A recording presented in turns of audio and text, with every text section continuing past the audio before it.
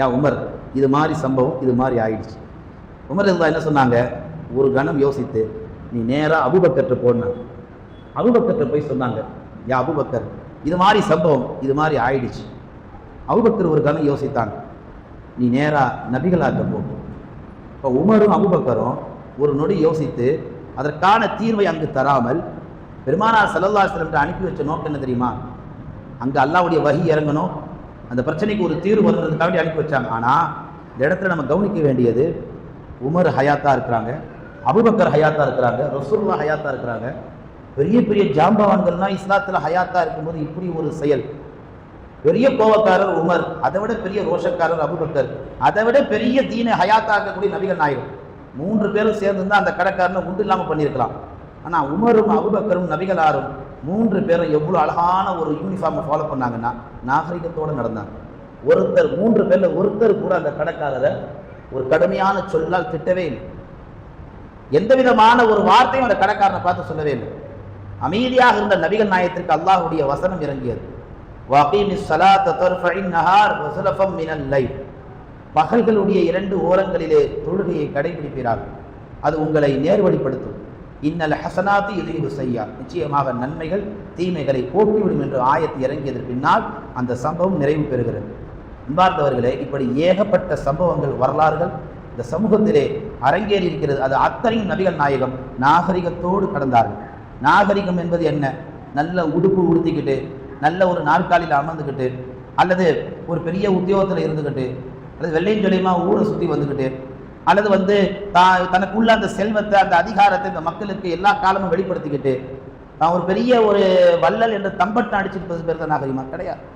நாகரிகம் என்பது ஒரு மனிதன் இன்னொரு மனிதனுக்கு எல்லா காலமும் நன்மையை நாட வேண்டும், உதவ வேண்டும், எப்போதும் கொடுக்கல் வாங்கல் இருக்க வேண்டும், அவனுடைய வலி தன் வலியாக பார்க்க வேண்டும், அவனுடைய பிரச்சனை தன் பிரச்சனையாக பார்க்க வேண்டும், அவனுடைய இன்னல்கள் துன்பங்கள் அனைத்தும் தனக்கு வந்ததாக பார்க்க வேண்டும். எப்பொழுது ஒரு மனிதன் அடுத்த மனிதனை தன் சகோதரனாக பார்க்கிறான், அப்போதான் நாகரிகம் வளரும். குர்ஆன் சொல்லக்கூடிய வழி, இன்னமல் முஃமினூன இஹ்வா, முஃமின்கள் அனைவரும் ஒருவர் இன்னொருவருக்கு சகோதரர் என்று அல்லாஹ் குர்ஆனிலே பேசுகிறான். நமக்கு மத்தியில் நாகரிகம் வளர்வதற்கு நாம் பல்கலைக்கழகம் போக தேவையில்லை, பல கிதாபுகளை புரட்ட தேவையில்லை. ஒருவரை சந்திக்கின்ற பொழுது முகமலர்ச்சியோடு சலாம் சொல்லி அவர்களை வரவேற்றாலே போதும். நமக்கு மத்தியில் நாகரிகம் அசூர வளர்ச்சி என்பதாக கண்மணி நாயகம் ஸல்லல்லாஹு அலைஹி வஸல்லம் குறிப்பிட்டார்கள். அன்பார்ந்தவர்களே, அப்துல்லா இப்னு பஷீர் ரலியல்லாஹு அன்ஹு அவர்கள் சிறு வயதாக இருந்தபோது அவருடைய தாயார் என்ன பண்ணாங்க, ஒரு திராட்சை கொத்தை ரசூலுல்லாஹ் கொடுத்து அனுப்புனாங்க. அந்த சிறிய சஹாபி அப்துல்லா அலி வர்ற வழியில் அது மேலே ஆசைப்பட்டு அந்த திராட்சையை முழுங்கிட்டாங்க. அதுக்கப்புறம் அந்த சம்பவத்தை அப்படியே மூடி மறைக்கிற மாதிரி நடந்துக்கிட்டாங்க. கொஞ்சம் நாட்கள் நகர்ந்தது. ரசூலுல்லாஹ்வுக்கு தெரிஞ்சிருச்சு. கூப்பிட்டாங்க, அப்துல்லா இங்கே வா. ஆளை பிடிச்சி, ஓ சிறு பையனே என்னை ஏமாற்றி விட்டாயா, சிறு பையனே என்னை ஏமாற்றி விட்டாய் என்று ரசூலுல்லாஹ் கடிஞ்சிக்கல, நகைச்சுவையான நாகரிகத்தை வெளிப்படுத்துறாங்க. அது தப்பு, அந்த மாதிரி செய்யக்கூடாது. அம்மா எதை கொடுத்தாலும் கொண்டாந்து ஒப்படைச்சிடணும், அதில் மாறு செய்யக்கூடாது. திராட்சை தான் சாப்பிட்டா அடுத்து இன்னொரு குத்து கொண்டாந்து ரசூலுல்லாஹ் கொடுத்துடலாம், ஆனால் எனக்குன்னு கொடுக்க சொன்னது என்கிட்ட கொடுக்கணும் அல்லவா. அதை ஒரு கோபமா சொல்லாம செல்லமா, ரொம்ப அன்பா சஹாபாக்களை அல்லது சிறிய குழந்தைகளை நபிகள் பெருமானார் இப்படித்தான் உருவாக்கினார்கள். அதனால தான் வரலாற்றில் அவங்களால் இடம் பிடிக்க முடிஞ்சது.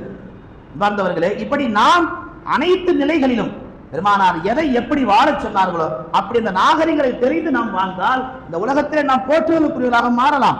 நபிகள் நாயகம் ஸல்லல்லாஹு அலைஹி வஸல்லம் அவர்கள் ஒரு சபையில் இருக்கிறாங்க. அந்த சபையில மெஹஜன் என்று சொல்லக்கூடிய ஒரு சஹாபி, தொழுகைக்கான நேரம் வந்தது.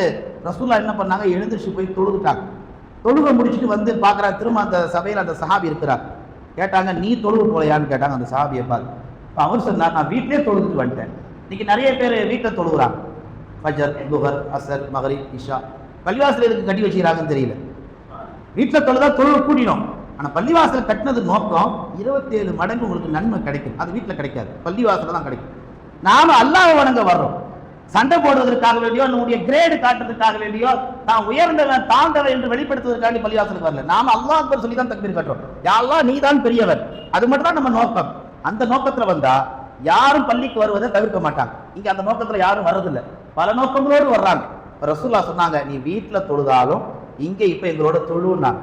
ரசூல் ஸல்லல்லாஹு அலைஹி வஸல்லம் சொல்ல வருவது என்னென்றால், எந்த நல்ல அமலா இருந்தாலும் ஜமாத்தா செய்யுங்க, கூட்டா செய்யுங்க, அதுல ஜம்மு இருக்கணும், தனிமை என்பது இருக்கவே கூடாது. இந்த சமூகம் தனிமைப்படுத்தி எல்லாத்திலையும் தனித்து நிற்கிறாங்க, எதுலையுமே ஒன்று இணைவது கிடையாது. அதனால் வாழ வேண்டிய தம்பதிகள், குறிப்பாக இன்றைக்கு எல்லார் வீடுகளிலும் நிக்கா என்பது எல்லார் வீட்லையும் இன்னைக்கு எல்லாருக்கும் நடக்குது. எல்லாருமே தங்களுடைய பிள்ளைகளுக்கு நிக்கா பண்ணி வைக்கிறாங்க. ஒரு 20 வயசுல இருந்து 25 வயசுல இருந்து கல்யாணத்துக்கு தயாராகிடுறாங்க. உடல் அளவுல, வாழ்வியல் அளவுல, வாழ்க்கை அளவுல பார்க்கின்ற பொழுது எப்படி வாழணும் தெரியல. ஒரு கணவன் மனைவிட்ட எப்படி, மனைவி கணவன் எப்படி வாழ்வியல் தெரியல. அதனால இன்றைய தம்பதிகள் நிக்காவுக்கு தயாராகக்கூடியவர்கள் வாழ்க்கை, நபிகளாருடைய வாழ்க்கை, சஹாபி பெண்களுடைய வாழ்க்கையை படித்துவிட்டு நம் வாழ்க்கையை வாழ துவங்கினால் எல்லா இடங்களிலும் 100க்கு 100 மார்க் எடுக்கலாம். பள்ளிக்கூடத்துல மாத்திரம் மார்க் அல்ல, அல்லாஹும் நமக்கு மார்க் போடுகிறான். எல்லாம் வல்ல அல்லாஹு தஆலா எந்த நாகரிகத்தோடு அல்லாஹ் குர்ஆன் ரசூல் வாழ சொன்னானோ அப்படிப்பட்ட அந்த நாகரிகத்தோடு இந்த உலக வாழ்க்கையிலே வாழக்கூடிய நன்மக்களாக அல்லாஹ் நம்மை ஆக்குவாராக. வாழும் காலமெல்லாம் ஈமானோடு வாழ்ந்து கலிமாவோடு மௌத்தாகக்கூடிய அந்த தௌஃபீக்கை அல்லாஹ் நம் எல்லோருக்கும் தருவானாக. எதை பேசினமோ எதை கேட்டோமோ அதன்படி அமல் செய்யக்கூடிய நர் தௌஃபீக்கை வல்ல ரஹ்மான் நம் அனைவருக்கும் கபூலாக்குவானாக. ஆமீன். வ ஆகிரு தஅவானா அல்ஹம்துலில்லாஹி ரப்பில் ஆலமீன்.